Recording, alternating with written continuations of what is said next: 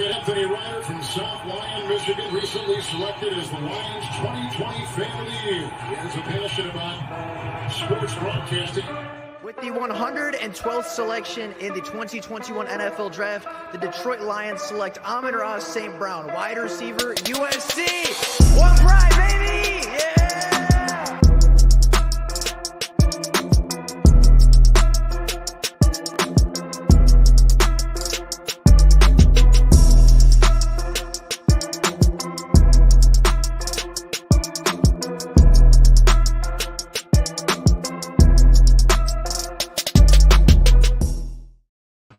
What's going on, everybody? Welcome back to another Detroit Lions talk. It is Saturday, and although we don't have any football, we do have a lot of news and a ton of rumors to come out recently. A lot of re-signings by the Detroit Lions, and with free agency just 4 days away, we have some news in that department as well. And we have a lot to get into today, so I won't stall any longer. We're going to start with the recent transactions put on by the Detroit Lions, starting on the 9th of March when they re-signed wide receiver Josh Reynolds to a 2-year, $12 million contract. Now, Josh Reynolds was the number 1 wide receiver for the Detroit Lions after he joined the team off of the waiver wire from the Tennessee Titans midway through the season. He became Jared Goff's number 1 guy, became that reliable wide receiver 1 for Jared Goff, and produced every single game that he and Goff were on the field together. And although you might look at the stats over the last 6 games for Josh Reynolds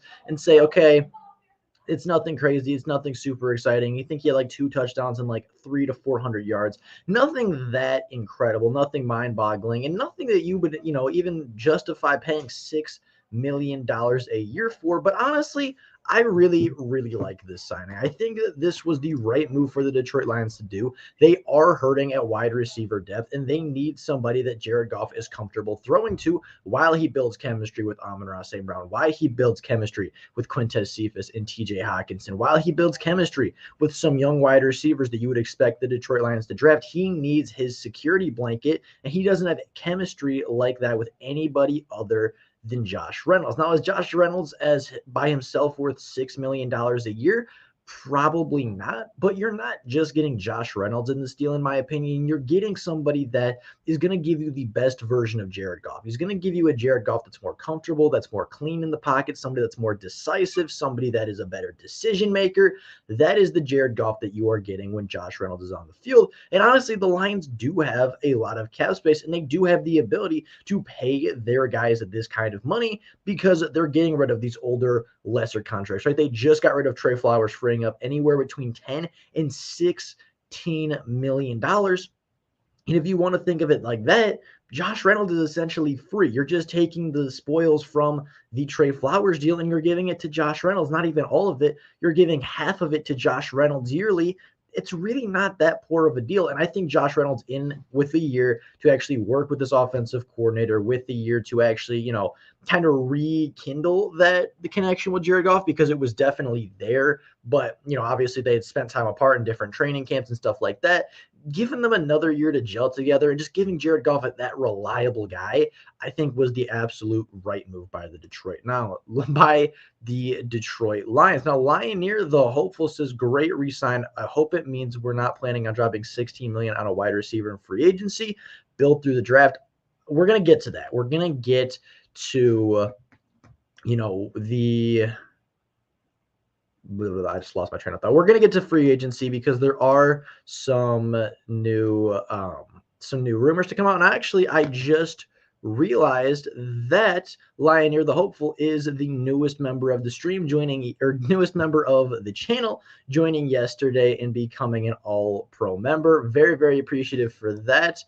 Very much thankful. Now, Randy says, do you think we get Wagner or no? I know the Lions have been very interested in Bobby Wagner. I know that they are a team that has been looking into Bobby Wagner as a potential signing this year, but I don't think that Bobby Wagner would come to the Lions. I think Bobby Wagner at this point in his career is somebody that is looking for a Super Bowl, is somebody that is, he wants to win, right? He's been in Seattle for a long time. He's been to the playoffs numerous times. He is I think, 7-time all-pro linebacker, and he's going to have the opportunity to go anywhere in the NFL that he wants. I think they said there was anywhere between 12 and 15 different teams looking to sign him, giving him offers.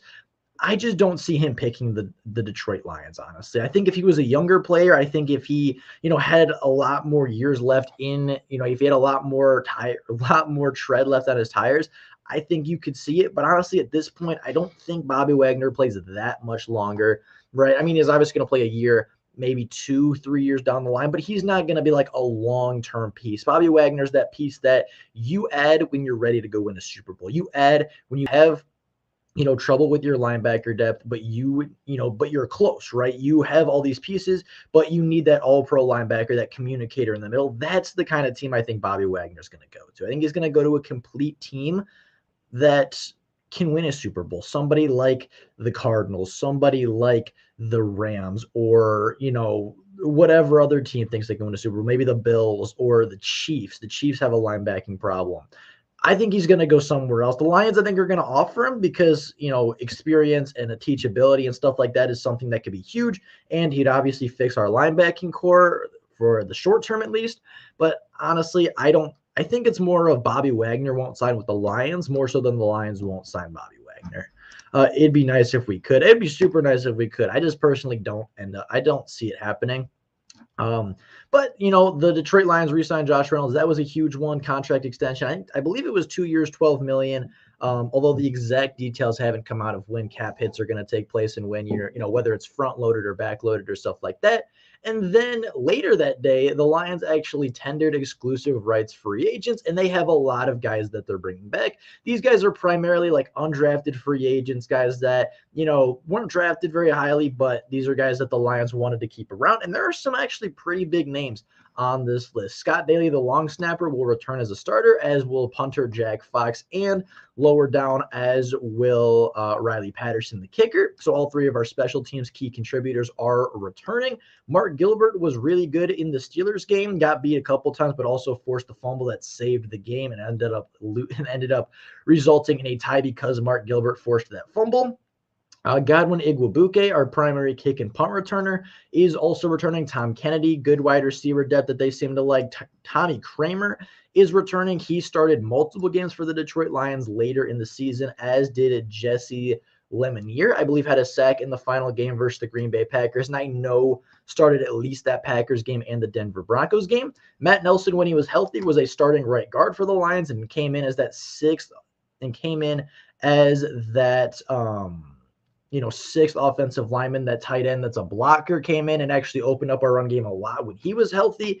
Anthony Pittman's good linebacker depth. Bobby Price is, pretty good. And then tight end Brock Wright, the undrafted free agent from a season ago, showed up really big for about Minnesota on. So, I mean, you're talking about 3 starters in Godwin, probably Matt Nelson's a key contributor. I'd say 5-6 with Riley Patterson and Brock Wright. You're bringing back 7 guys that are going to have huge impacts on this team recently. We're going to have ourselves a kicking battle. Yeah, I mean, because they also, I think they signed, kicker Aldrick Rosas to a future contract, and Rosas has been pretty good for a while as well.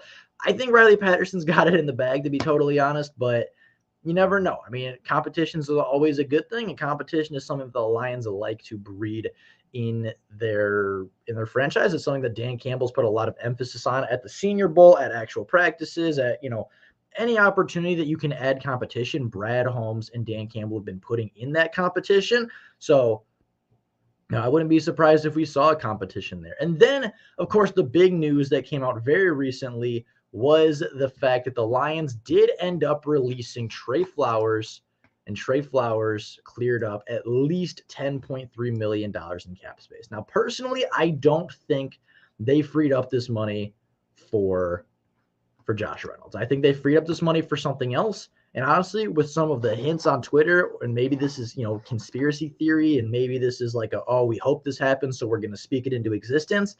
I really think Allen Robinson is coming to Detroit. Allen Robinson on his Twitter, has been kind of putting out things like cheering for Detroit teams. He was talking about Cade Cunningham the other day. He's talking about big wins for the Pistons and stuff like that. He continues to put into the open that he is a supporter of Detroit sports at this point. And I think that's hinting at something. And maybe that's just a biased fan wanting a really good wide receiver to come to Detroit. But I think with that, with him just kind of teasing, be like, oh, Cade's something special. Like, oh, Detroit's winning. Like, good for Detroit. All of this. Like, he's talking about Detroit sports. He's from Detroit. And we just freed up about $10.3 million at least from Trey Flowers, if not even more in the long run. That frees up a lot of money for you to go out and get a big-time free agent wide receiver that might cost right around $9 to $10 million a season. I think all the pieces are falling in place, and I think very early, when free agency opens at 4 p.m. on March 16th, I think you're going to see Allen Robinson become the newest wide receiver of the Detroit Lions. And I think this is a good move. Allen Robinson is really good. He's quarterback proof. He's somebody that produced with Mitch Trubisky. He produced with Blake Bortles. He produced with Nick Foles. He didn't really produce last year, didn't have his best season by a long shot, but he was dealing with the knee injury and played with 3 different quarterbacks, including a rookie he had absolutely no chemistry with, and arguably the worst play calling offense in the NFL. Allen Robinson's still a very good player. You get him back fully healthy in an offense that's at least semi-consistent and getting him the ball, and he is a focal point in the offense without an ever-changing quarterback rotation. I think you're going to see Allen Robinson be the number 1 wide receiver for the Detroit Lions. Marcus Williams is another guy that I think has a lot of connection to the Detroit Lions, but I think I saw a news article the other day or even this morning that the Saints freed up about $20 million by restructuring Marshawn Lattimore's deal, and I think that's going to be used to try to bring back Marcus Williams. I'd be surprised if Marcus Williams hits the free agency market. If he does, I think he'll be a big target for the Lions, but I don't know if they're going to sign that many big-time free agents because him and Allen Robinson together would cost a lot of money. And I don't think the Lions are in a position right now to spend a ton in free agency, right? One big-time wide receiver or one big-time safety could be huge. And maybe they do sign both, right? Because cap space, let's be honest, is sort of a myth, right? Cap space is not all that important in the NFL, it seems like, as the Packers were $50 million over, and they gave Aaron Rodgers $200 million extra, plus they franchise tag, Devontae Adams, and they're working on an extension with Jair Alexander. Like, they have a ton of money wrapped up in just a couple of players, and it doesn't seem to matter. The Saints have been over the cap for how many years now? I mean, they were $100 million over the cap at one point, and I mean, there was no real ramifications for that. So, I mean, I don't really know how to feel about the cap situation as far as being like, oh, we should, save all of this cap space for people, when in all reality, cap space is kind of a myth, or at least it's more of a suggestion than a rule. So, I mean, it's possible. If there are going to be big-time free agents to come to Detroit this year, I think it's either Marcus Williams or Allen Robinson. It's one of the two. They both have connections with Detroit. I think both of them fit well in Detroit. Obviously, Marcus Williams has that connection with Aaron Glenn and Dan Campbell. Allen Robinson has that connection with just the city of Detroit and the Detroit Lions, Detroit sports as a whole. If you're going to see a big-time free agency signing, I feel like it's going to be one of those two. Lioneer, the hopeful, says, I don't see it between his inability to get separation and trending downwards. I don't think he's worth his money. He absolutely has an ability to separate. I forget who exactly tweeted it, but somebody this morning tweeted out something very similar to this. And Allen Robinson, 2018, 2019, and 2020 was top 10 in separation in the NFL. And the only reason he wasn't there a year ago was because of his ankle injury, where Allen Robinson can absolutely separate from other wide receivers. Or other cornerbacks. He can absolutely get separation down the field. He had a bad year last year. He had a down year with an ankle injury that consistently bothered him with rotating quarterback play and a really, really poor offensive scheme. I would be willing to give Allen Robinson a chance in Detroit because his career speaks louder to me than one down season where everything was working against him. I wouldn't mind Allen Robinson. The contract would be backloaded, I would suspect. I would too. Like I said, that $10.3 million kind of fits really well with what I would expect Allen Robinson to make yearly. But if you wanted to push that back, pay him a little bit more money, but backload that to maybe when you get rid of like that dead cap from Trey Flowers is officially gone, or if you want to move on from Big V, or potentially moving on from Jared Goff next offseason, right? That's going to free up a lot more money for you to backload contracts. So again, it's going to be a system. And again, the cap space is very manipulatable. You can manipulate the cap really, really easily. So I just think that that's how it's going to work. Robinson 1, Cephas 2, St. Brown in the slot. Pretty good right there. I think Josh Reynolds would be the 2. And I think Quintez Cephas would kind of rotate in a lot. But yeah, I think that's a pretty solid wide receiver core. Robinson's your 1. He's your alpha, your X wide receiver that you would expect.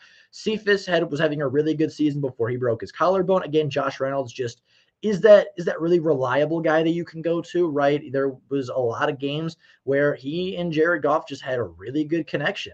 And, he was just he made Jared Goff a better quarterback. And then obviously St. Brown being St. Brown in the slot, he can work all around, can play snaps at running back, can play out of the slot, can, take a wildcat snap if you really wanted to. I'm sure he can throw the football just as well as Tommy Kramer or, I think Tommy Kramer threw that pass in week 17, week 18.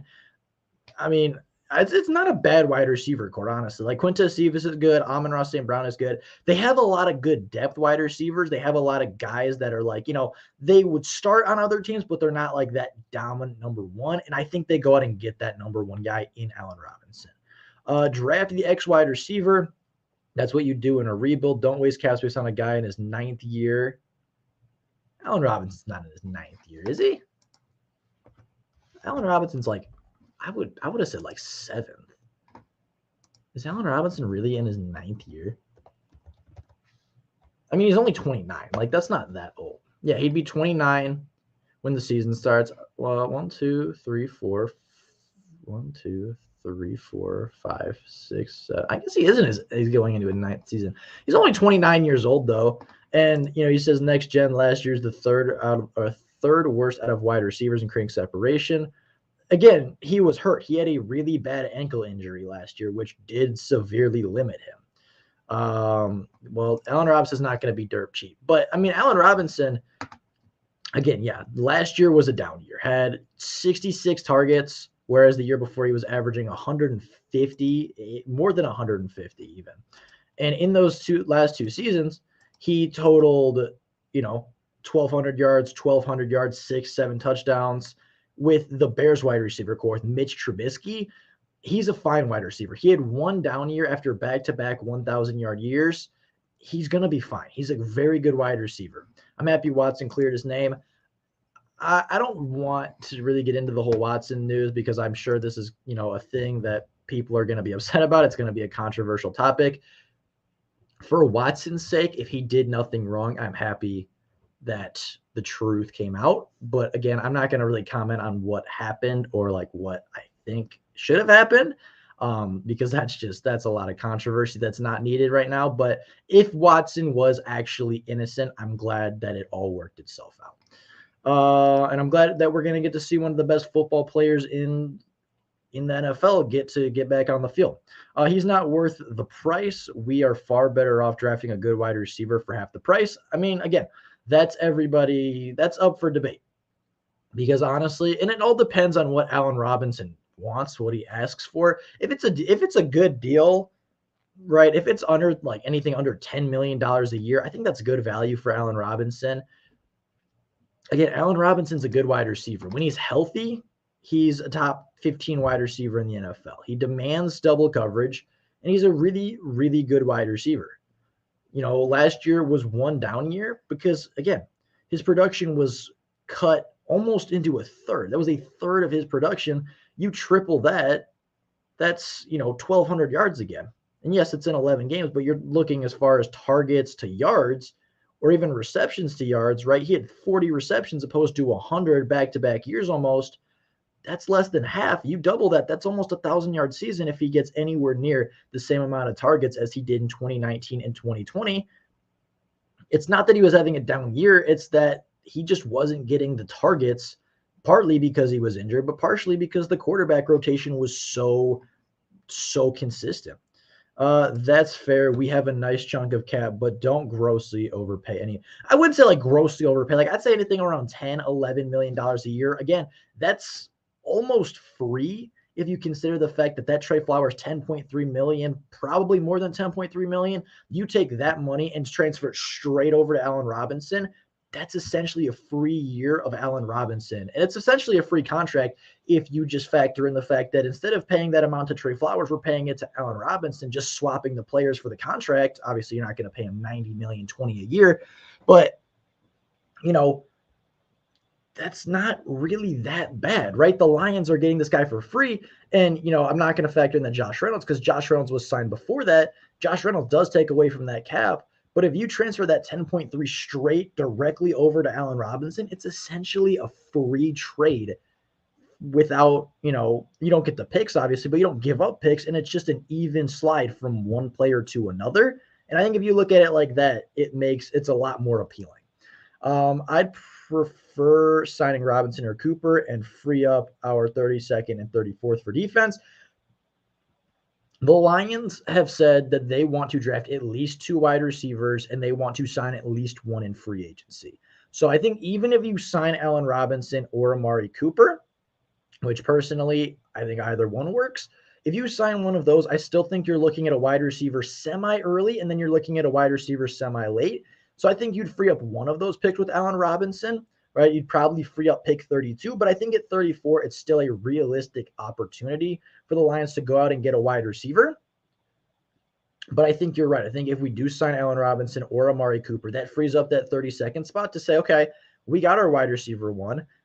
Maybe we take DeMarvin Leal. Maybe we take, whatever edge rusher we like, Drake Jackson, or if Jeremiah Johnson falls that 4, or, X, Y, and Z opportunities. It gives you a lot more variety and it gives you a lot more opportunity to pick the player that is best for your team opposed to the player that fits the best or is the biggest position of need. Christian Watson, George Pickens, Alex Pierce, wide receiver class is deep. There are great options at 32 and 34, even still at 66. Yeah, 100%. And I would add on to that saying, I believe it's Calvin Austin III from Memphis is really good. Somebody that I'm high on. Justin Ross is really, really good, who's I think going to be available at 66. It's a deep wide receiver class for sure. It absolutely is. I'd rather have one of those guys on a rookie contract. I mean, I think you're going to get one of those guys probably. I'd assume maybe Christian Watson at 34 is a good fit, or George Pickens at 34 is probably going to be your guy. But I still think the Lions are going to go out, and I think they're going to pay some money for a wide receiver this year. What I'm saying is don't grossly overpay. Oh, yeah. I wouldn't overpay for Marcus Williams because I think the safety class is really good. And the Lions, realistically, they could draft 2 safeties in this class, right? You can draft Kyle Hamilton at 2 and still go get JT Woods in the 5th, the 6th round. Or, you can go, your Kayvon Thibodeau, your Aiden Hutchinson, or whoever's there at number 2. And, Dax Hill is a good safety, although I think he's more of a slot cornerback than like a true deep roaming safety, like an Earl Thomas type guy. I think that Dax Hill is more of a slot cornerback, which is already taken on the team. So I wouldn't personally like Dax Hill. But I know the kid out of Penn State who is really good. I think Lewis Sign from Georgia is pretty good. It's a really deep safety class. I like Nick Cross from Maryland quite a bit. But yeah, I think the Lions, I don't think they'll overpay for safety because the safety class is so deep. And honestly, if they re-sign Tracy Walker, that makes the decision a lot easier. But they also could be letting Tracy walk because they have the idea that they want to go out and sign Marcus Williams for a decent contract. But again, it's all going to come down to numbers because Marcus Williams is a great player and I'm going to be happy he's on the team, but it's all going to come down to what you're paying and who you're paying for. Then take Y/Z like Russell Gage for cheap, but we already have that Y and Z. We already have Cephas. We already have, Reynolds. We already have Amon-Ra. Those are your Y and Z guys, but you need an X wide receiver. You need a dominant player that's going to go out and is going to demand double coverage and is going to have to force the other team to truly game plan against them. I truly believe we will get Christian Watson, who is a very sure-handed wide receiver with flat-out speed in the 3rd round at 66, or trade up a bit. I agree too. I think Christian Watson's a great value. I think if he falls anywhere near 66, the Lions should draft him because he, in my opinion, is the most athletically gifted wide receiver in the draft. He's, I believe, 6'4", like you said, pretty good-handed, Big wide receiver. I've seen him block pretty good as well a couple of times down the field, just using that size to his advantage. My two favorite wide receivers for the Lions are Christian Watson and George Pickens. Both of those guys are, big, fast, strong. Both of them are really big body guys that can block down the field. And both of them are really sure-handed guys. So I agree. Christian Watson's one of my favorite guys as well. I don't know if he'll fall, 66. 66 is just outside the second round. So maybe you could with just the sheer depth that your wide receiver core has, or just the sheer depth that this wide receiver class has, I should say. But yeah, I can see it. But my first 5 picks, I want heavy defense. Yeah, that's something I think as well. I think, like the mock draft I did, that I don't know if all of you have seen that mock draft yet or not, but, you start off with, Kayvon, or not Kayvon 70. You start off with one of your big 3, like we'll just say in general. You start off with one of your big 3, KT, AH, or Hamilton, right? One of your big 3. That's your defensive guy. I think you double up at defense at 32. I think DeMarvin Leal will be there, or, depending on what you do at 2, right? If you pick Kyle Hamilton, I think there's going to be an edge rusher at 32, or DeMarvin Leal, a good defensive tackle.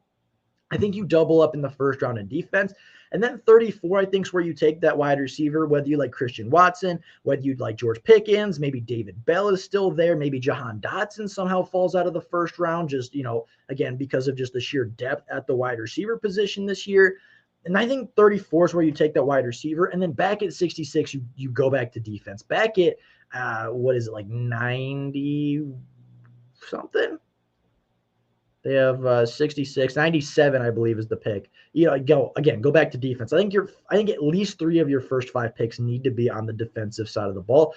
Finish off that defense first. Give Jared Goff a couple tune-up players, get new guys, a couple new weapons in free agency, but heavily focus on building up the defense long term. And then, bandage the offense for now and build your defense strong. And then when your defense is strong and young, then you focus on the offense a little bit more, like, 2023, 2024. Are there any realistic linebacker options out there for us in free agency? Leighton Vander Esch, I haven't seen re-signed yet. The Dallas Cowboys don't have a ton of money. He's a former first-round pick. I don't think he'll be super expensive. That's a guy that I really like. Same with Rashaan Evans, again, former first-round pick from the Tennessee Titans. The Titans are cutting people because they don't have a lot of cap space. I think he's another guy that could be really, really good. Those are 2 guys that I like in free agency. They're young. They're former first-round picks with a lot of talent. And the only reason I don't think they'll be re-signed is because of their team's cap space. Until we're on the verge of a deep playoff run, don't pay a ton of money to anyone in free agency. Yes and no. I think you need your free agents, right? I think that veterans are a big part. And the Lions this year, with a weaker schedule, I think have an opportunity to make a playoff run this year. I think they realistically, if Jared Goff continues to play like he played at the end of last season, if the Lions defense gets a couple more pieces and stays healthy, and the offense gets a number 1 wide receiver and the offensive line can stay healthy, I think the Lions can push for a playoff spot. I legitimately do, because we have a relatively weak schedule. And I don't think we're going to go like 12-5 or, I don't think we're going to have like 12, 13 wins, but I think, 10 wins next year, depending on how the offseason goes, is honestly not that far out of the realm of possibility, because the Lions have, I think, the 28th or 29th strength of schedule next year. And if they can build off of what they did last year, playing a ton of playoff teams like Pittsburgh, like the Minnesota Vikings, like Arizona, like, Green Bay, they played the Rams, they played the Bengals, they played the Eagles. All of these teams are playoff teams. And with the exception of the Bengals and the Philadelphia Eagles, they played all of those playoff teams incredibly close. Now you give them a season with the Jets and the Giants and the Panthers and the Bears in a new rebuild without Allen Robinson, and and Khalil Mack obviously is gone in the Bears. You get, the Minnesota Vikings with the new coaching staff. It's the Packers, I think, are still going to run the division, but I think the Lions next year can be a sneaky wild card team. A rumor that the Lions can't convince the Jags to free up Hutchinson for them. They will trade down. Again, it's very possible. I think Hutchinson will go number 1 overall. Just because the Jaguars, they franchise tagged their left tackle, And I think that says that they have a lot of confidence in that guy because they're sitting at number one. They have the opportunity to go get, what's his name from Alabama, Neal, or they have the opportunity to get Cross or Kwanu.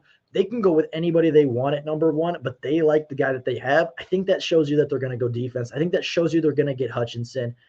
I don't think the Lions trade down if they don't get Hutchinson, right? I think KT or Hamilton are two of the best players in this class, and I don't think you trade those picks away unless it's for an absolute haul. But I do think that the rumor is true that the Jags are going to take Hutchinson.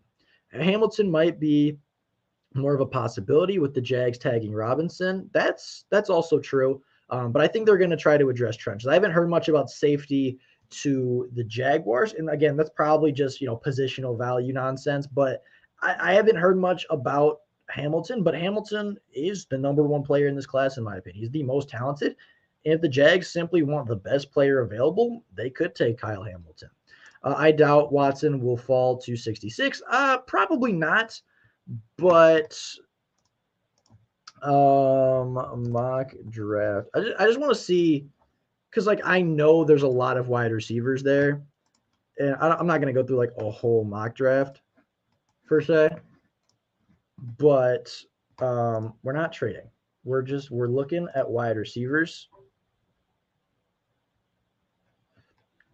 But right, you got your wide receivers, and it's not because I think Watson's a bad player, but I just think this draft class is so deep, right? You have Garrett Wilson, Chris Olave, Jameson Williams, Drake London, Trayvon Burks, Jahan Dotson, Alex Pierce, Christian Watson's up there, but David Bell is going to go pretty high. George Pickens is going to go high. Justin Ross is really, really good. I think Calvin Austin moved himself up some draft boards as well.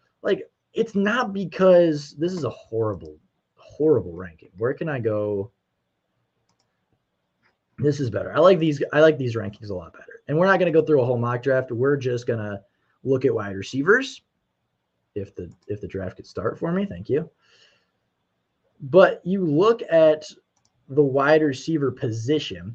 You have Garrett Wilson, you have Jameson Williams, Drake London, Chris Olave, Trayvon Burks, Jahan Dotson, George Pickens, Walden Robinson, David Bell, John Mechie.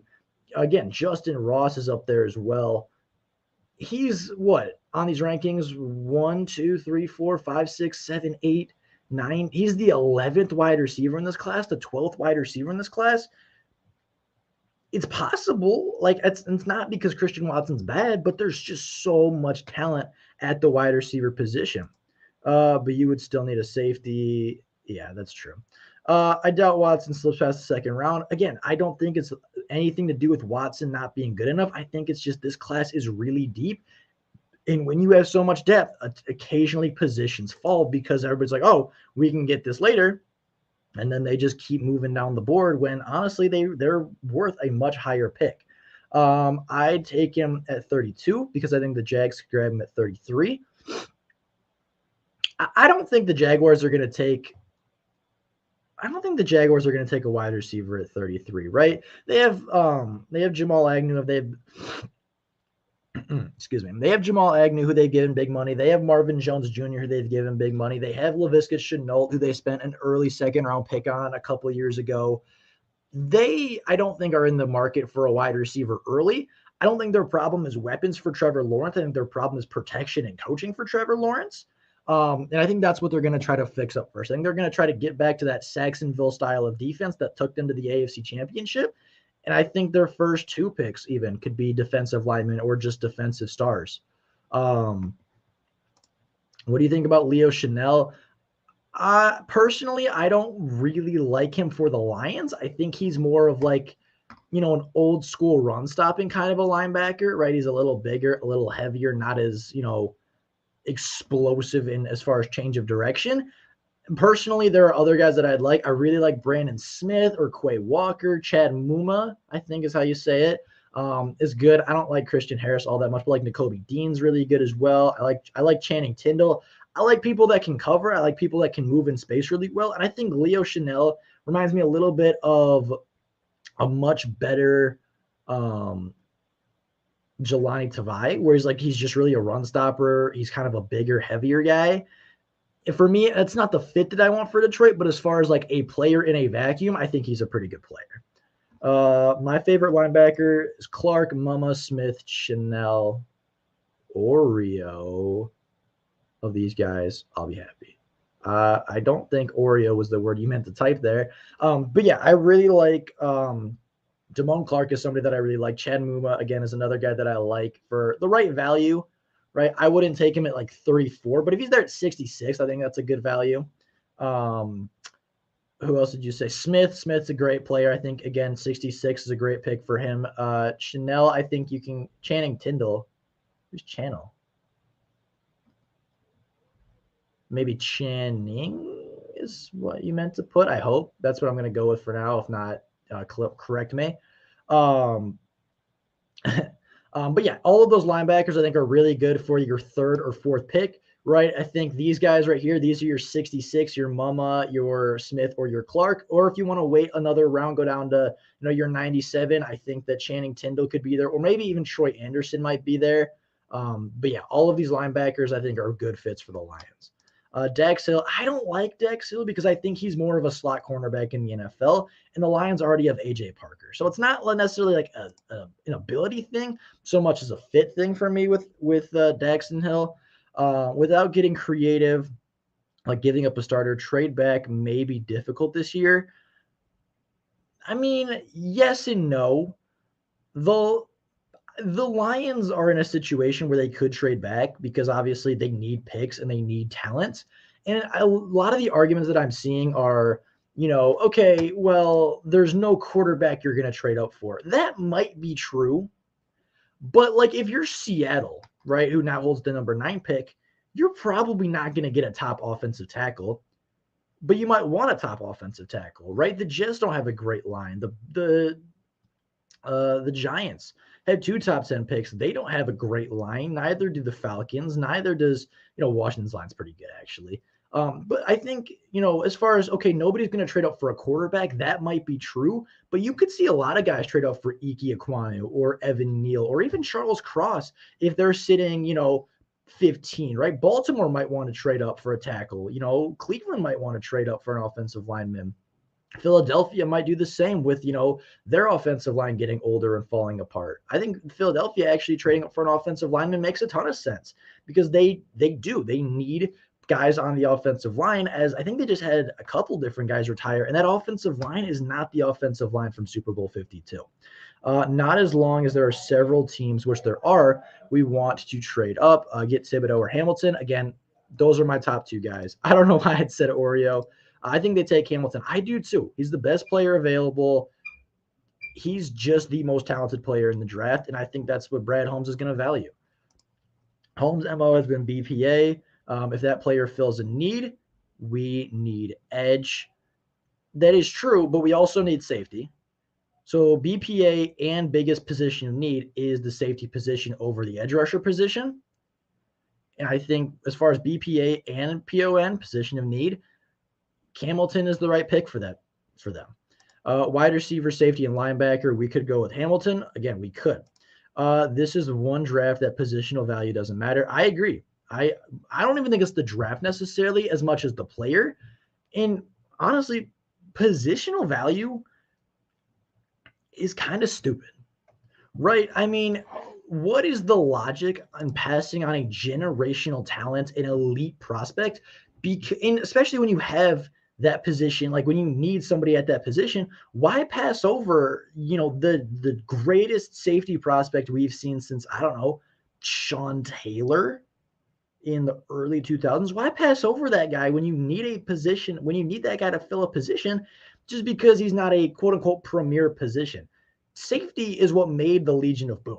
Safety is what made, well, not safety, but cornerback, secondary is what made Saxonville, right? Some of the great defenses recently have relied on elite safety play to shut down deep passes, to cut off, deep balls down the field and allow us pass rush to get home without a dominant, Aaron Donald, Myles Garrett, TJ Watt. You look at the Legion of Boom, you look at Saxonville, those teams succeeded because of the secondary. and especially the Legion of Boom, arguably the most dominant defense of all time. The same thing with the Baltimore Ravens with Ed Reed and the Pittsburgh Steelers with Troy Polamalu.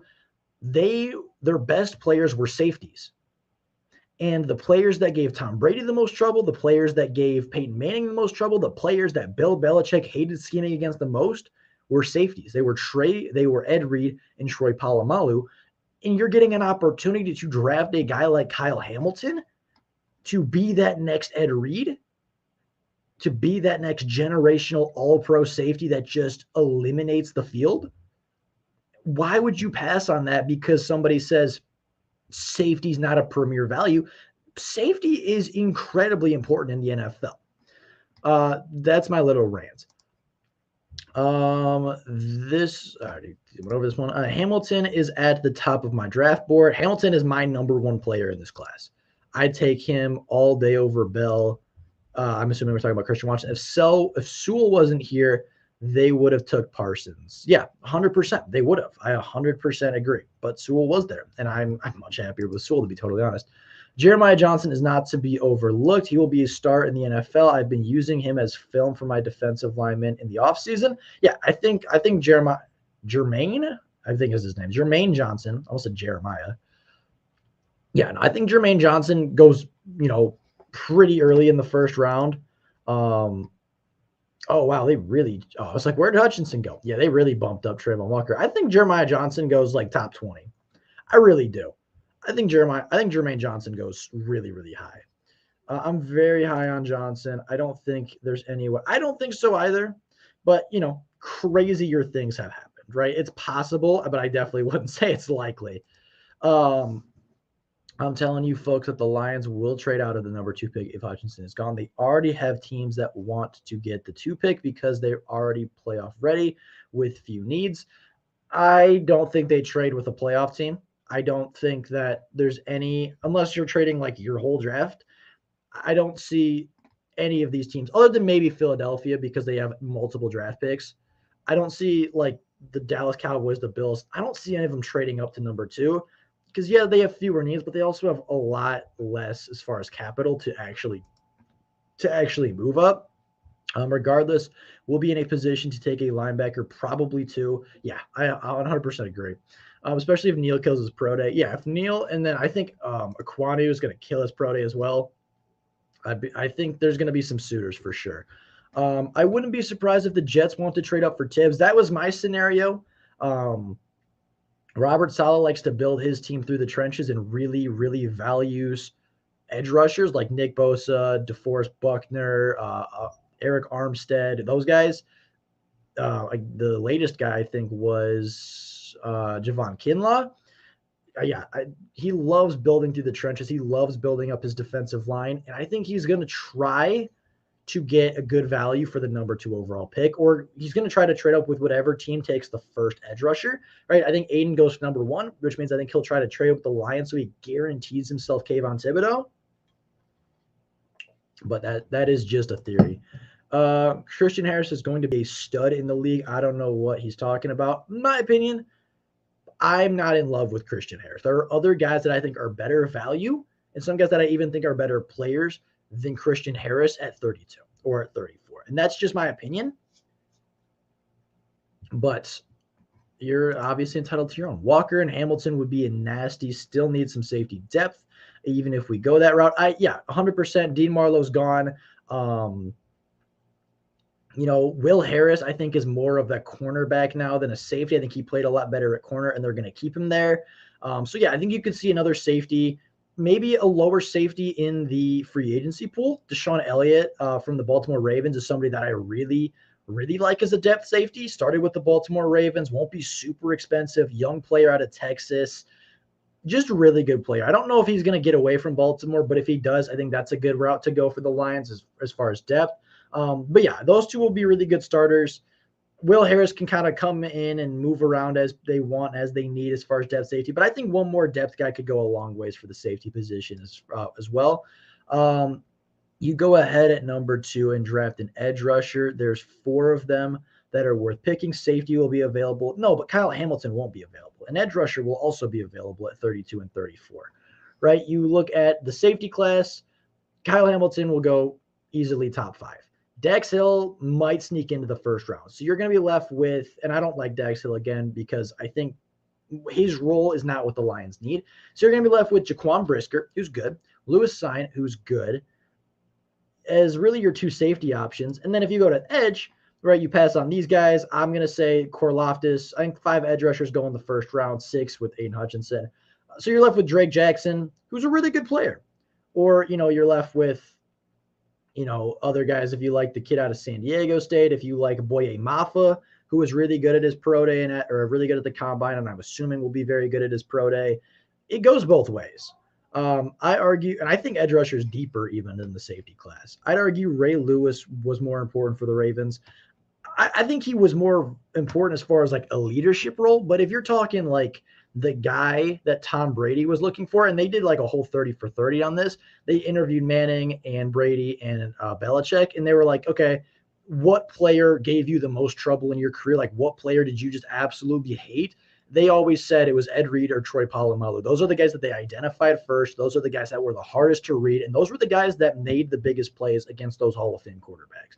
So as far as like, a leadership thing, I'd say Ray Lewis was more important. But if you're talking like who fooled the quarterback more, who forced the most frustration out of these Hall of Fame quarterbacks, it was the safeties more than the linebackers.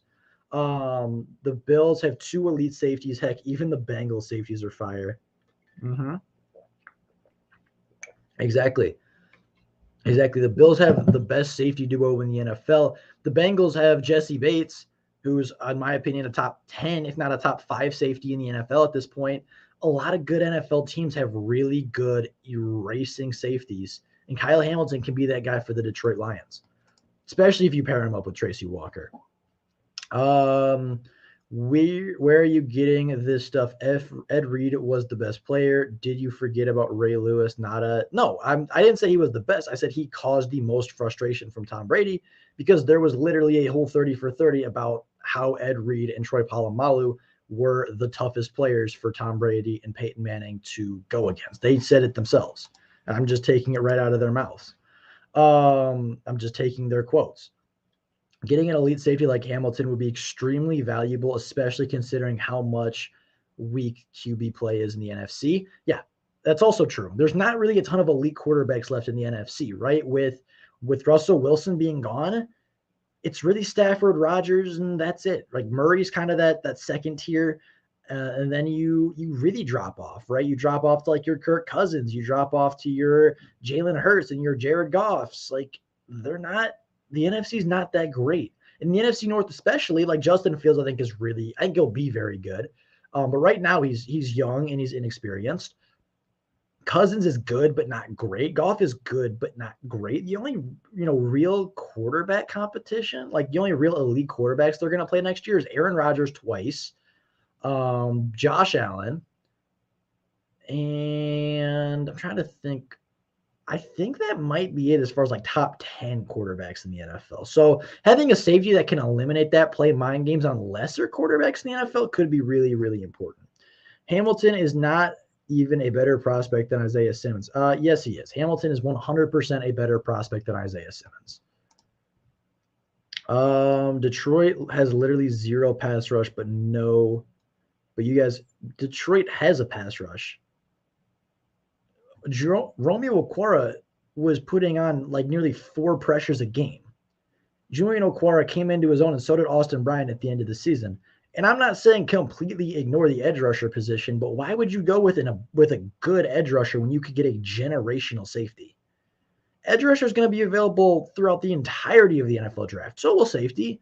But I think the drop from Hamilton to the second tier of safeties, or the drop from Kayvon Thibodeau to Drake Jackson or Boye Mafa is not as significant. The drop from safety is much worse.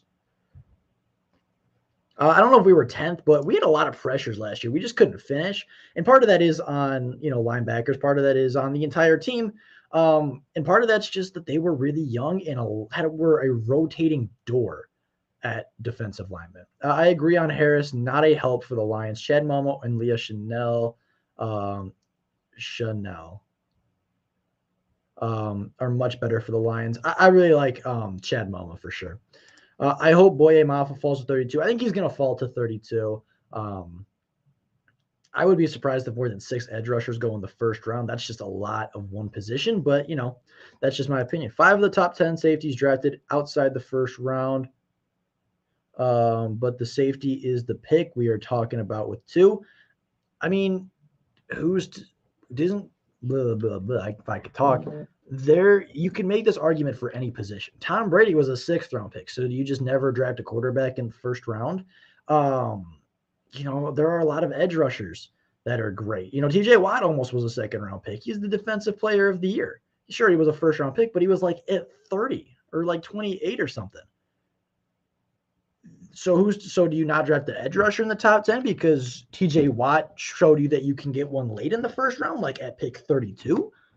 This argument can be made for any position, right? Wide receivers. How many of the top wide receivers were 1st round picks? Tay Adams was a 3rd round pick. Cooper Kupp was a 2nd round pick. You can make this argument for any position in the NFL that you don't need a 1st round pick, but you have one. And if you have the 1st round pick, why not take the best player available when you have a huge need at that position? Taking Hamilton, he's a stud, and the safety position is evolving 100%. We were pretty high in pressures, I thought. Hamilton is likely to be top 5 safety in 2 to 4 years. Marcus Williams will likely be getting more than $13 million, and he's not. Okay. Marcus Williams is a top 10 safety, but I agree with your logic that getting Hamilton to be a top 5 safety in a couple of years, opposed to paying somebody $13 million to be a top 10 safety, financially, it makes a lot more sense for Kyle Hamilton. Getting sacks isn't everything. People get too obsessed with that the Titans sacked Burrow 9 times and still lost. That was more because Ryan Tannehill threw interceptions, but I get your point.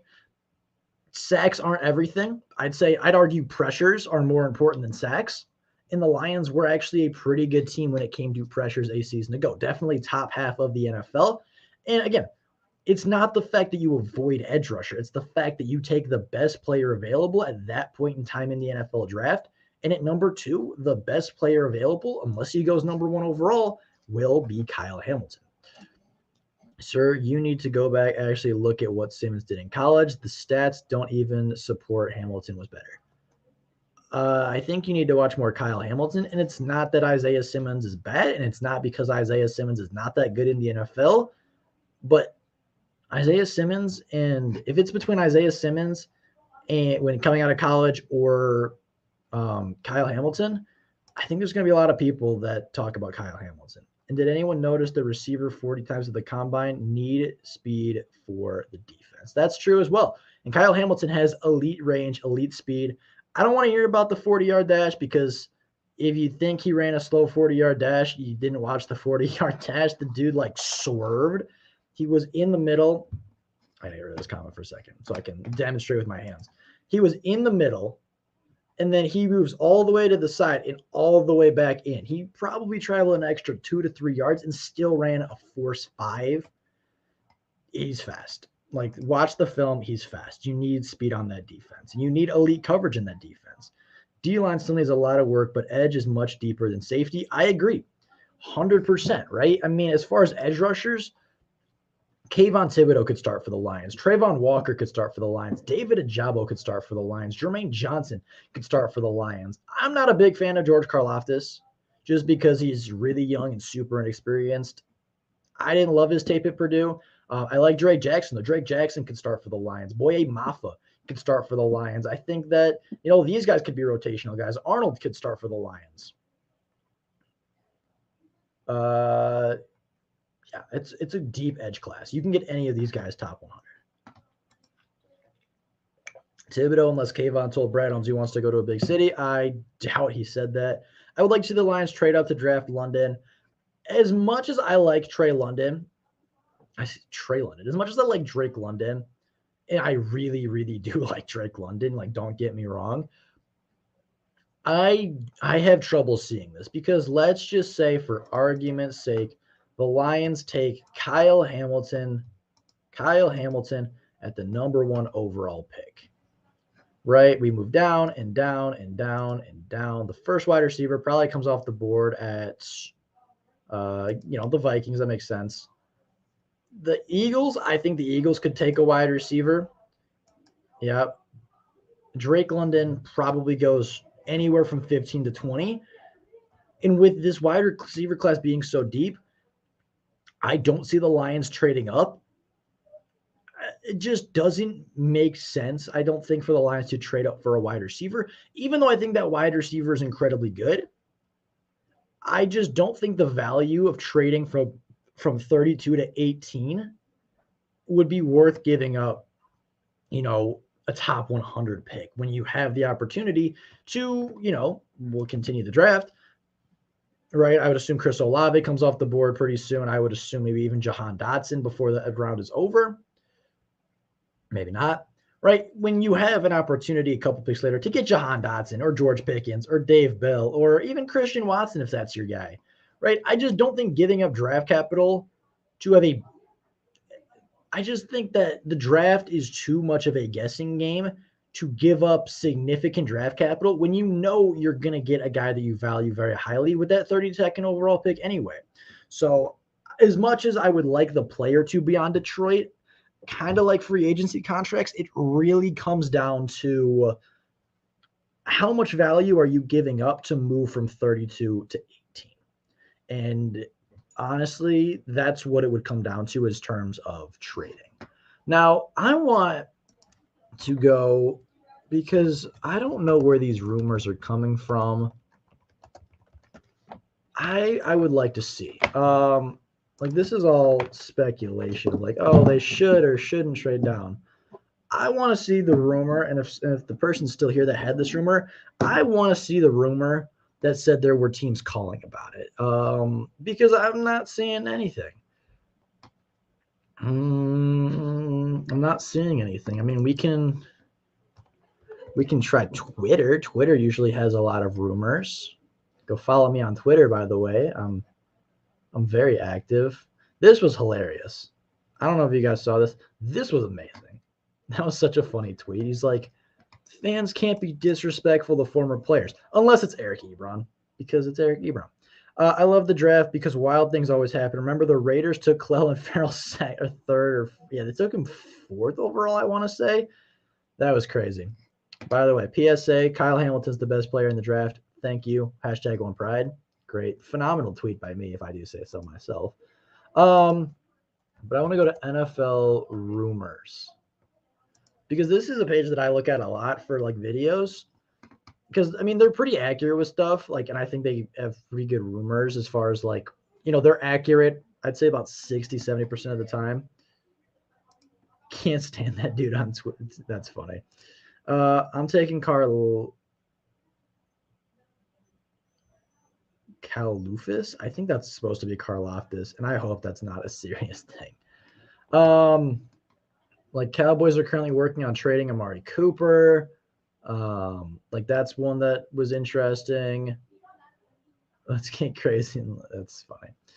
Vikings are open to trading Kirk Cousins. That could be interesting. Kirk might even leave the NFC North, which would be crazy. Yeah, this was the one where I saw the Saints cleared up almost $20 million. He flip-flops so much. Yeah, I don't disagree. Carlton Davis shows signs. I haven't seen anything about the Lions recently. This one's interesting. Zadarius Smith was cut. Like, I haven't seen anything as far as like trading up or trading down. Deshaun Watson, by the way, is officially available for trade. Max Crosby got a big deal. I'm happy for him. Here's the Lions, $41 million, which would put them fifth. 1, 2, 3, 4. Yeah, we'll put them fifth in the NFL after they trade that, which is pretty good. That's the only Lions thing I've seen, though. Like, I don't see anything about them trading up. I don't see anything about, teams being interested. So right now I'm expecting the Lions to use the number 2 overall pick. And if I'm using the number 2 overall pick, I'm using it on Kyle Hamilton, because Kyle Hamilton is simply the best player in this year's draft. He's at a position of need. Our safety depth right now is is pretty atrocious if I'm being completely honest. If we go to team, we go to roster, we can go to depth chart if that works. Guess it's not going to. We go, we'll filter it by position and we'll go down to the safeties, right? Your safeties right now are Brady Breeze, an undrafted free agent, Jalen Elliott, an undrafted free agent, Will Harris, who's a better cornerback than anything, Juju Hughes, who's an undrafted free agent, Dean Marlowe, who's no longer here, CJ Moore, who is really a special teams guy, Tracy Walker, who's not under contract. That is your safety room for the Lions. You have 3 undrafted free agents. You have Will Harris and CJ Moore. That's your safety room right now. For a 5th and 6th and get Cooper plus a 6th in return. They just traded for Cooper? Really?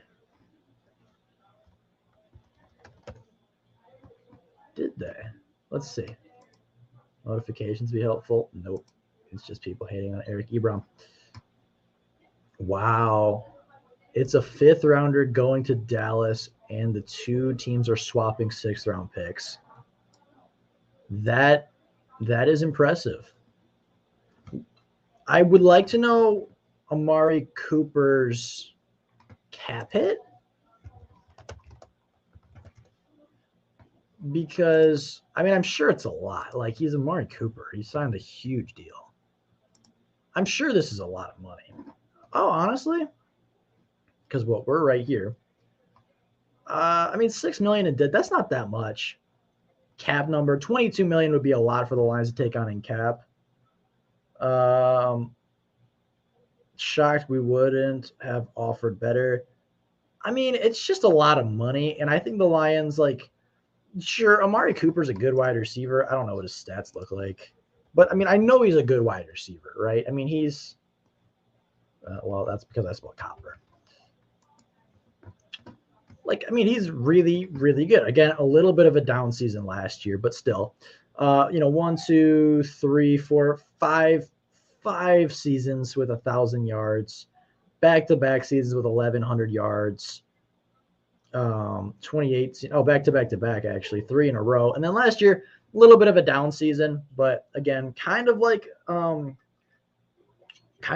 Robinson, didn't get as many targets, nor as many receptions. So, I get it, but still a very good wide receiver. And as far as talent, he'd be great. But as far as feasibility, are you really going to pay Amari Cooper $22 million a year when you can get Allen Robinson for half of that for 11? Probably not. So I think it's a good deal for the Browns. The Browns have a ton of cap space. They, I think, are really gunning on the fact that Baker Mayfield's their guy for next season, and they're going to try to give him all the weapons possible to make that playoff run yet again. And for the Browns' sake, I hope it works out. But honestly, I don't have high expectations for this one because, Amari Cooper's good. Don't get me wrong. I think he'll be good in Cleveland. I think, if he and Baker can form a chemistry or whatever, I think they'll be fine. But as far as cap space, this would be half the Lions cap number right there. Gone in one trade, along with a 5th round pick and a 6th round pick. And yeah, you swap 6, but that's not really the point. Right? You use up half of your cap space on Amari Cooper. When you can get Allen Robinson for half of that, when you can get, a lot of DJ Chark for not even a quarter of that, it's interesting. It's an interesting trade for sure. We do not play the Browns next season. I think we do play the Cowboys though, which is interesting. Do you think they'll make Jarvis Landry available? Probably not. I think the Browns are going to go probably all in this year. Right, they're a year removed from the playoffs at this point. They still believe in Baker Mayfield. That team is still extremely young. especially and super talented, especially defensively. I don't think they're going to try to get rid of anybody. I think they're going to try to get as many assets as possible, and I think they're really going to try to win a Super Bowl this year or next year, because that's when Amari Cooper expires after 2024. I think this 3-year window is what the Browns are looking at, saying we need to win a Super Bowl in this time frame, or we need to start over. Right. And the Browns have an incredibly good, talented young defense, but Baker's contract runs out after 2023, I believe. 18, 19, 20, 21, 22. I think his contract runs out after 22, 23 with a 5th-year option. But I think the Browns are saying, okay, we give Baker Mayfield all these weapons for a year. All right, we give him Amari Cooper. We give him, DPJ. We give him, Njoku, I believe they re-signed. We give him X, Y, and Z with Nick Chubb and Kareem Hunt and all these talented players. And if Baker Mayfield can't succeed with a number 1 dominant alpha, number 6, X wide receiver like Amari Cooper, we know he's not our guy. And we still have Amari Cooper under contract for 2 more seasons while we go get our quarterback, while we go get our Russell Wilson, while we go get our Aaron Rodgers, while we get our Matt Stafford, right? They're not going to trade for those guys, but like as an example of what other teams have been doing, it's that's their ideal right now. That's their idea. Jeremy Reisman posted the Josh Reynolds contract. I want to see if the Reynolds contract is up. The Reynolds contract is in fact not up. Interesting. But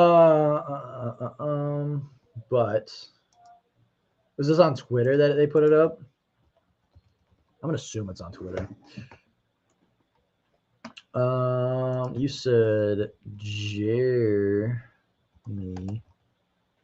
Reisman? Did I spell it wrong? Jeremy.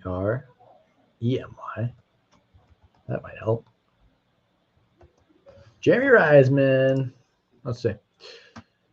So Josh Reynolds' contract is up on over the cap. It's a really $2,006,000 deal with an extra $4 million in incentives.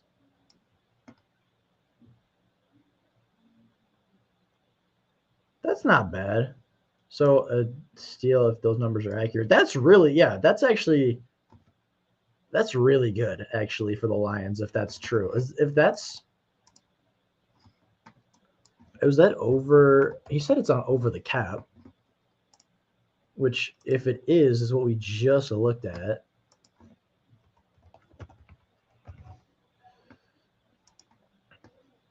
$27 years old. Was it just 2 years, $6 million? Because I could have sworn it was 12, which means maybe 6 million is, I don't know. But if these numbers are right, this is not like, if we're talking a cap number of $2 to $4 million every single year, that's an absolute steal for a guy that makes Jared Goff a better quarterback.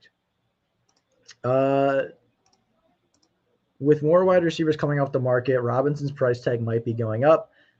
That is true. That is true, but I think it was 6 a year over 2 years. Because this says $6 million total. So I don't know. But if these are the numbers, these are good numbers for the Lions for sure. I get that. I do. But if we go free agency tracker, no ads. I'm not sponsored by Chevy. I don't want Chevy. If you're looking at just wide receivers, like Allen Robinson's still on the board. Will Fuller's still up there. Juju's up there. I think he'll get some interest. I think Samuel will get interest. I think Crowder will get interest. Like, I'd say there's only one really big wide receiver left. Like OBJ's up there. I think he would be. I think OBJ And Allen Robinson and Will Fuller still, headline this draft or headline this free agency class, as does, a guy down somewhere in, where is he? He plays for the Cowboys. His name is Michael Gallup. I know he's a free agent because he's here somewhere because I found him before. But I think there's still some good wide receivers. I think it will push his value up, but I don't think it'll be that significant, if that makes sense. Wow. A lot of quarterbacks off of contract next season. That's pretty wild. You can go to 2031 and find free agents. That's funny. Bills, Josh Allen. That's crazy. We're talking about just this offseason. I mean, a lot of big-time free agents have come off the board. NFL trade alert. Cowboys are finalizing a deal to send Amari Cooper to Cleveland. That's pretty crazy. But, there's still some good wide receivers in this draft class. It's not like Allen Robinson is the only one left, right? I'm positive Will Fuller will hit free agency. I'm positive Juju will. I'm pretty confident in the fact that OBJ will hit the open market. That one is a little iffy, though. But, there's still some good wide receivers in this class. I believe that there will be some opportunities. It sucks that, Chris Godwin and Devontae Adams are no longer available, but I think there's still a good free agency market for wide receiver at this point. And overall, Allen Robinson's still one of the top ones. Bobby Wagner will get a lot of interest, I'm sure. So will Von Miller. Teron Armstead, I think, will be big for a lot of teams. As far as the top free agents, though, I don't love a lot of these guys for the Lions. Obviously, sure. Von Miller would be great. Von Miller's not coming to Detroit, right? Brandon Scherf, would I replace him with Big V? Sure, but that's not realistic. Bobby Wagner's great. I don't think he'll pick Detroit. Allen Robinson, I think, is pretty realistic. Tyrann Mathieu, maybe he likes Dan Campbell, but I doubt it. Teron Armstead, probably not. Stephon Gilmore. JPP could be interesting as an edge rusher in free agency. An older guy, but a guy that, is coming off of a Super Bowl caliber team that, could be looking for something. Maybe he resigns, but, just a thought. We're not going to pick up a tackle. Joe Hayden. There's not. Marcus May is interesting. Marcus Williams as well. Both these guys, I think, will cost similar money. Joey 2Times, what's up? How you doing? Welcome to the stream. Ryan Fitzpatrick, I think, is a good option for the Lions at quarterback. I don't think he'll be somebody that's super expensive in free agency, but I think he's going to be the best option as far as a backup. And if you really want to trade Jared Goff for some picks, Ryan Fitzpatrick for a year wouldn't be the absolute worst thing in the world. Not ideal, but not a horrible thing. I don't think they'll trade Jared Goff, though. Zach Ertz could be interesting. There's a lot of good players still left in free agency this year. I'm not too concerned. And like I said, the Lions have nearly $40 million freed up after the Trey Flowers deal. I think they'll be okay. Josh Reynolds, 2 years, $6 million for in incentives, super cheap. Yeah, I think that's a great deal for the Lions. Again, we kind of opened up with this, but we'll go back to it. You're talking about a wide receiver. We'll go to the stats officially so we can pull some numbers. Josh Reynolds, 2017 to 2021.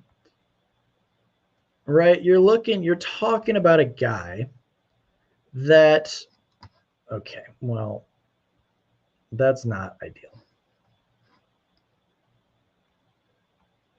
Ads kind of suck.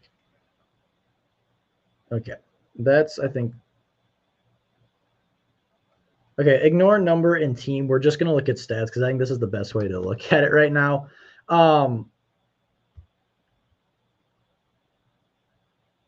Yeah, it's not gonna work with the ad. But, these are Josh Reynolds stats, okay? Just knowing he started in 2017, 18, 19, 20, and 21. Just know that, right? You're paying $6 million a year with $4 million in incentives to a guy that hasn't necessarily had elite production, but is somebody that with the Detroit Lions last year in just 5 games started, put up 300 yards and 2 touchdowns, right? He played 7 games for the Lions. You double that and add a little bit more on top for the extra couple of games, right? You double 7, that's 14. That leaves you with 3 games left.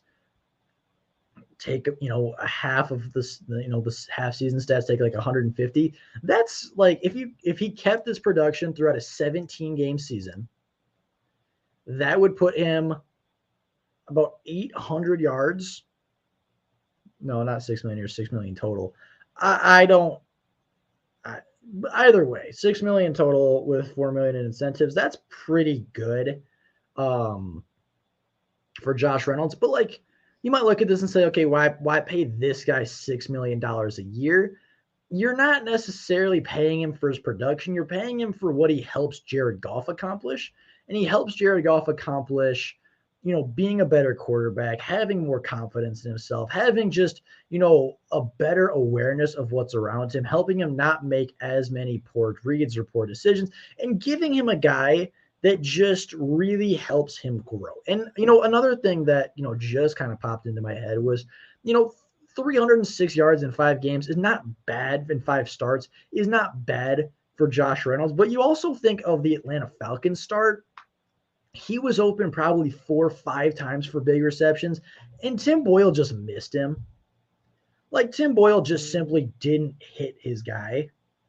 Where, Josh Reynolds easily probably could have had at least 70, if not 100 yards in that game. So, I mean, you put Jared Goff there. Jared Goff hits those throws. Josh Reynolds is probably at 350, 360 in this year, which is not bad for 5 games started. Josh Reynolds, 2 years, 6 million with 4, super cheap, really good deal. Larry is not a fan of the deal, everybody. Larry thinks it's a horrible signing, and I'd love to hear your reasoning for that, because I think it's a great signing. I know you're not getting elite production, but most of it, if almost half of it, is incentives based. It's really cheap when you consider what he did for the offense a season ago, and I'm a big fan of this signing. LMAO, it's a pretty normal signing, cheap veteran, nothing terrible about it. I didn't think so either. Top tier says he still has incentives to meet the preset to get that money. That's also true. It's a good depth signing. I think he's going to be our number 2 guy. He's going to rotate with Quintez Cephas. And as far as like number 2 wide receivers, he might not be like a Marvin Jones. He might not be, Tyreek Hill's a number 1 wide receiver, but he's the number 2 receiver on that team, right? He's not like the second. He's not like the best wide receiver in the NFL. He's not the best number 2, but I mean, he's solid, right? I'm gonna try maybe to find. Whoops, I put something wrong. It's a who cares signings yawn. That does not make it a bad signing. And honestly, I think there's a lot of people that care, because Josh Reynolds is pretty darn good. Like we look at reception leaders and like yards leaders this year. I want to lead by yards because that's just what I'm going to base it off of, right? But you look at yardage leaders this year. How far in can we get without the ad popping up? Okay, that's too far. Go out. Nope, that's way too far. Come on. It's being slow. Reynolds is basically a swing wide receiver. 2 million is nothing for a wide receiver 3, 4, or 5 on your team. 100%. Okay, we'll zoom out. Okay, this is a good viewpoint. Okay, so I mean, you're paying this guy $6 million a year to be your wide receiver 2. Cooper Kupp's a wide receiver 1, Jefferson, Adams, Chase, Debo, Hills, Diggs, Lockett. I think Lockett's the number 1 still. I think he outproduced DK, and I think he had a better connection. But, Deontay Johnson's a number 1, DJ Moore's a number 1, Keenan Allen's a 1, Godwin's a 1, he was a 2. CeeDee Lamb is probably the best number 2 wide receiver. T. Higgins is up there as well. But like he's definitely not the second worst wide receiver, or second. He's definitely not the worst wide receiver 2.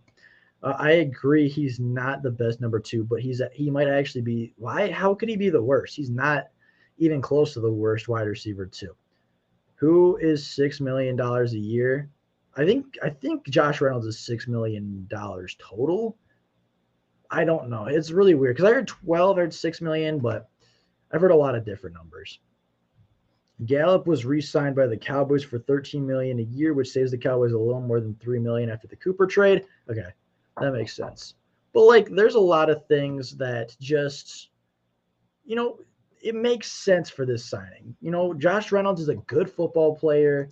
You look at, I just want to go ESPN depth chart. I'm just going to go team by team because that was not really what I was expecting. Like Buffalo Bills, their depth chart, Gabriel Davis, they cut Cole Beasley. Like, okay, Buffalo has a really, really good depth chart. That was a poor example. Miami's depth chart, I think that Josh Reynolds starts on this team. Josh Reynolds, I think, starts on the Miami Dolphins. The New England Patriots, Josh Reynolds is better than Kendrick Bourne. He's better than Nelson Aguilar, and he's better than Jacoby Myers. So he sweeps the Patriots. The Jets, I think that he's better. Maybe not better than Corey Davis, but I think he's pretty close to Corey Davis. Jamison Crowder's gone. Right now, it's pretty cut and dry. That's what I thought. Okay, I went to Over the Cap. I was just – the number that I heard originally and the number that's on Over the Cap were just different, and that's why it threw me off a little bit. But, like, he would easily be a starting wide receiver in New England. He would probably beat out Rashad Bateman and Sammy Watkins for wide receiver 2 in Baltimore. He wouldn't beat out anybody in Cincinnati. Probably not Cleveland. Pittsburgh, like Deontay Johnson's good. Chase Claypool's good. He'd probably be a wide receiver 3 in Pittsburgh. But my point in all of this being, like, he's a good wide receiver. Like, he's far from the worst wide receiver 2 in the NFL. $2 million in 2022 and up to $4 million in 2023. It's simple. Okay, I get it. I'm just saying. Over the Cap. Reynolds. Josh.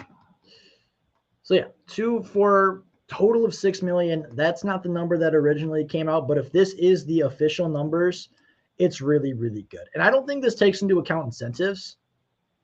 I don't believe. I don't think this takes into account incentives. I think there's an extra incentive bonus in there too, which could probably bump it up. I would guess around $10 million with incentives. But yeah, I mean, you're talking $2 million for what? I mean, what wide receiver are you getting $2 million for that's going to put up better production than Josh Reynolds, right? $4 million. Like, what wide receiver or player for $4 million is going to give you the impact of a Josh Reynolds? Probably not that many guys, right? It's not even 1% of our cap space. It's a really cheap deal. $6 million total. Again, with incentives, it probably bumps it up anywhere between 8 and 10 at the end of the contract. But it's a good contract. It's a really, really good contract.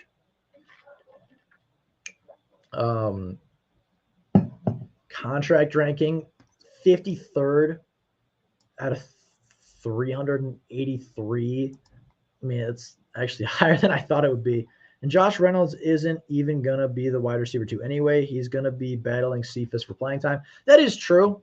I think that Reynolds will get the number 2 just because he has a better connection with Jared Goff, but I think him and Cephas will rotate quite a bit just because they do different things well. But I think Josh Reynolds will probably play earlier in the season as Quintez kind of comes back from injury, eases back into it, and obviously him and Reynolds and Goff have a pretty special connection as it is. If you scroll down, the incentives are mentioned. Fully earned money, unearned money, partially earned money.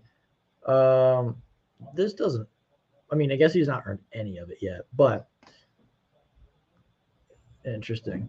Josh Reynolds signed a 2-year contract with the Lions, base value of $6 million and an additional $4 million. Okay, so yeah, it will be an extra 4, so that could kick it up to $10 million in incentives.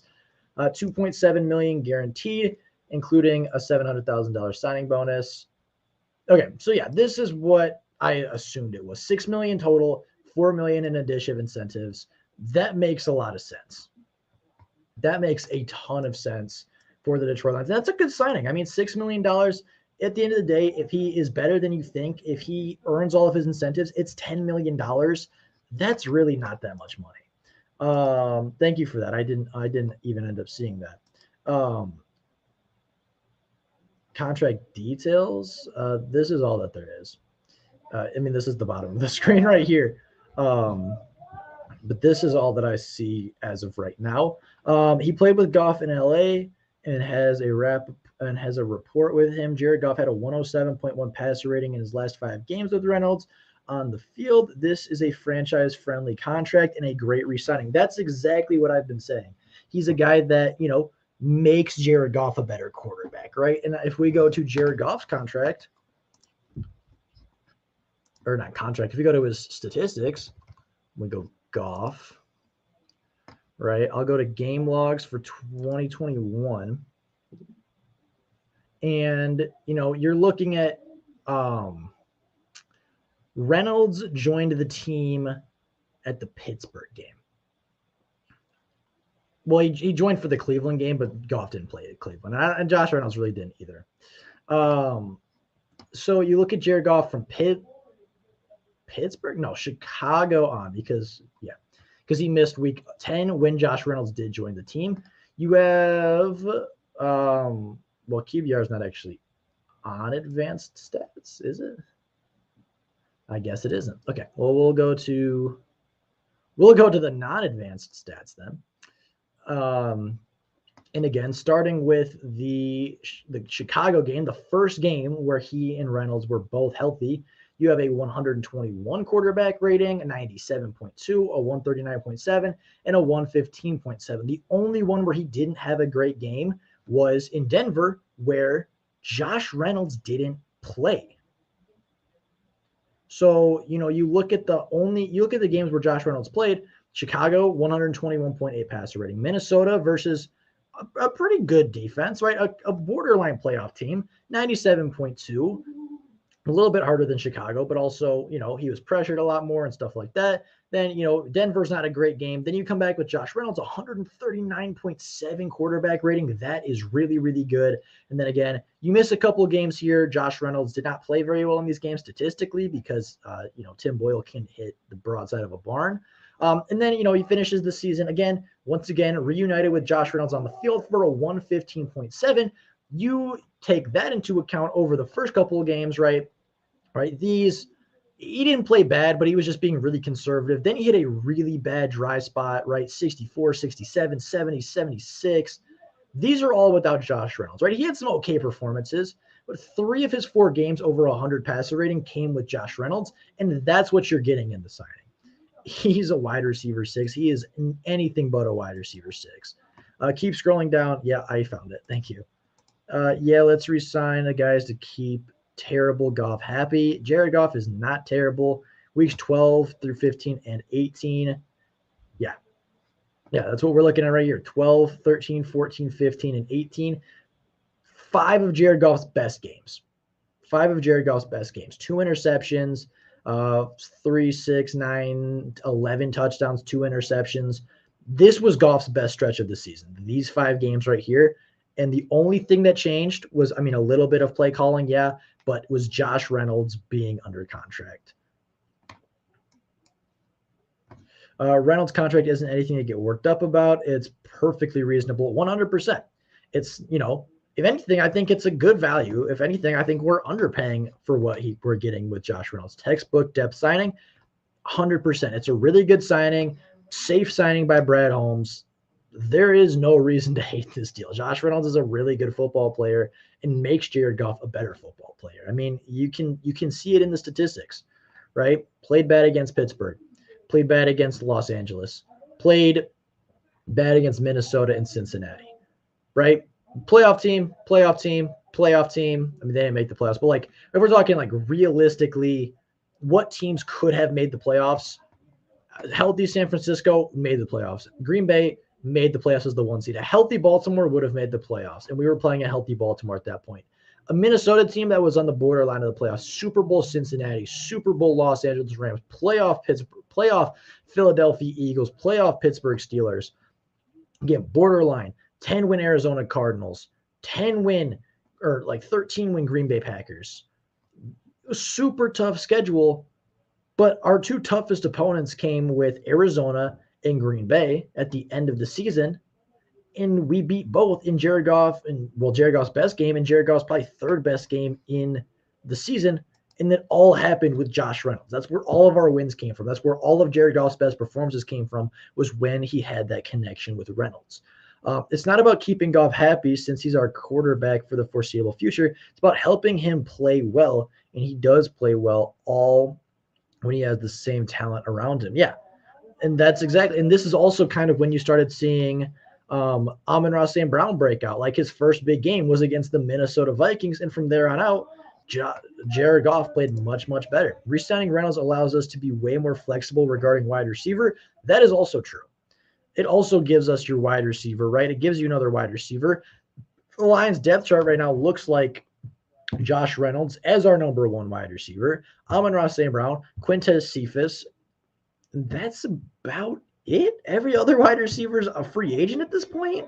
So you still got to go in and do some work at the wide receiver position. But at the end of the day, it's a good signing and allows you to be just a little more flexible with what you want to do in free agency and in the NFL draft. Not signing Reynolds would have been a huge mistake. Great deal for both sides. 100% great deal for both sides. Josh Reynolds signed an emergency. Josh Reynolds signing, the emergence of Amon-Ra, the return of Decker, and Campbell taking over play calling all happened about the same time. Lots of things to consider. That is true, but I don't think Decker probably had a big impact on Jared Goff being more confident in the pocket.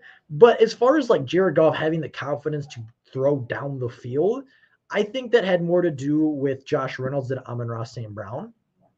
Because Amon-Ra St. Brown was not really a deep threat. He was more of an underneath yak kind of player, like intermediate, not super like go up and get it, right? That deep ball on Thanksgiving, that deep ball versus the Arizona Cardinals, those were all to Josh Reynolds. And I think as far as like down the field passing, opening up, those deep shots 30, 40 yards down the field on third and long, I think those were more available because of Josh Reynolds and probably Taylor Decker. But yes, you are correct. There are a lot of things to consider when talking about it. But Josh Reynolds, you cannot deny, was a huge part of Jared Goff's development and Jared Goff becoming a better football player in the latter half of the NFL season. And, the biggest statistic that we have yet to talk about is this was a win, this was a win, and this was a win. Jared Goff, three of his last four starts for the Lions were wins. He was 3-1 to end the season with the Detroit Lions. Javon McKinley sitting on the practice squad. Is he? That's good. Okay, yeah. So we have a couple of guys. Javon McKinley and Trinity Benson are also on the. Okay, so we have five. I'm out. The Kool-Aid is unlimited here. Ridiculous. Lions are the worst run organization in all of sports. Nothing they do will translate to wins. This just sounds like a troll. So I mean, you're free to stick around and like voice your opinion, but you're not right. Like, I think you're just very biased and a very negative person, and that's just not good for anybody. You kind of have to discount the last game with Green Bay. Not really, because Jared Goff played the starters for a half, right? Cry more, Larry. Jared Goff played those starters for a half, and Jared Goff was better in the first half than he was in the second half. I think both of those touchdowns came in the first half, if I'm not mistaken. Maybe they opened up the second half with a touchdown, but he played really well versus the starters when they were in there. If you think this is the same old Lions, you're just not paying attention. Rodgers didn't play. Everyone counts it as a win. Rodgers did play. Rodgers played a half, and the Lions won that half. The Packers starters played that whole half, and the Lions went into halftime winning that game by a field goal. So I don't like that narrative that, okay, the last win didn't count. The last win absolutely counted. Like, sure, there was some help there, but the Lions put up 37 points. The Lions put up 17 points in the first half, and they held Green Bay to 10. So I mean, yeah, like I'm saying, like he played the first half. We were up at halftime. You have to give the Lions at least that. And if you really want to get critical about it, the Lions played 3 halves this year versus the Green Bay starters. They won 2 of those 3 halves, right? They won the first half in Green Bay. They won the first half in Detroit. And the only half that they didn't outplay the Green Bay Packers in was the second half of the Green Bay game, which admittedly was really bad. But they outplayed the Packers 2 out of the 3 quarters that they played their starters last year. It's optimistic to think the results wouldn't have been different, guys. That's optimistic to think. Yeah. That last game absolutely counts. Green Bay was doing everything they could do to win that game, and they're truly bummed when they lost. Yeah, it's not like Green Bay or Matt LaFleur was like, okay, we're going to give the Lions a victory here. You know, you feel bad for our division rival. I'm going to, hurt my overall win-loss record as a head coach just because I feel bad for the Lions. Matt LaFleur coached to win that game. Every player on the field coached and played to win that game. Aaron Rodgers wanted to win that game before halftime. Devontae Adams wanted to win that game. They wanted to lead by halftime. They didn't. The Lions played a really good game and a great half. And I think even if Rodgers stays in, they win that game because the Lions were the better football team. Matt LaFleur got out-coached. And sure, you can make the argument that okay, it was against Jordan Love. It was against, X, Y, and Z backups. At the end of the day, the Lions did their job and won a football game versus a top 10 coach in the NFL and Matt LaFleur. So that game absolutely counts. There's just no other way to put it. But yeah, looking at the Reynolds deal, it's a great deal. It's a phenomenal deal for the Detroit Lions. Really, just overall, a really good week by the Detroit Lions. They have, let's see if we can make it back to this. Overall, a really, really good week for the Detroit Lions as far as re-signings and everything like that. I don't know. Whoops. Okay. Yeah. Overall, though, we're going to end it here pretty soon. But overall, phenomenal week by the Detroit Lions. Yeah, Amari Cooper got traded to the Browns. But, on the 9th, they re-signed Josh Reynolds to a really good contract extension. And later that day, they signed Scott Daly, the starter, Jack Fox, the starter, Godwin Igwebuike, the starter, Tommy Kramer, who started and ended last season, Matt Nelson, who's a big-time player, Riley Patterson, the starter, and Brock Wright, the depth tight end. Great moves by the Detroit Lions in a great week of re-signings and everything. The only guys really left, right? We have a couple days, 4 days before free agency officially begins. I'd like to see Tracy Walker get under contract, and I'd like to see Charles Harris get under contract.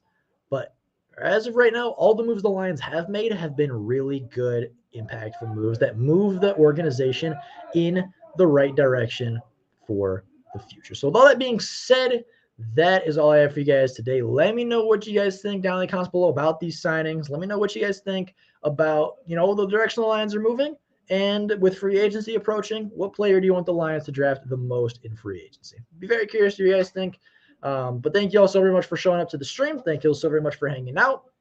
That is all we have for you guys today. Again, big shout out to Lioneer the Hopeful for being the newest member of the channel. If you want to be a member of the channel, it is just, you can go find it on the homepage of my YouTube channel. It's right there. It's under memberships. You can go join for very little money. If you guys would like to, you could get special perks, shout outs, and stuff like that. If not, no big deal. It is what it is. I appreciate everybody that supports me nonetheless. But with all that being said, that is all for you guys today. Thank you all so very much for watching. And until next time, and as always, go Lions.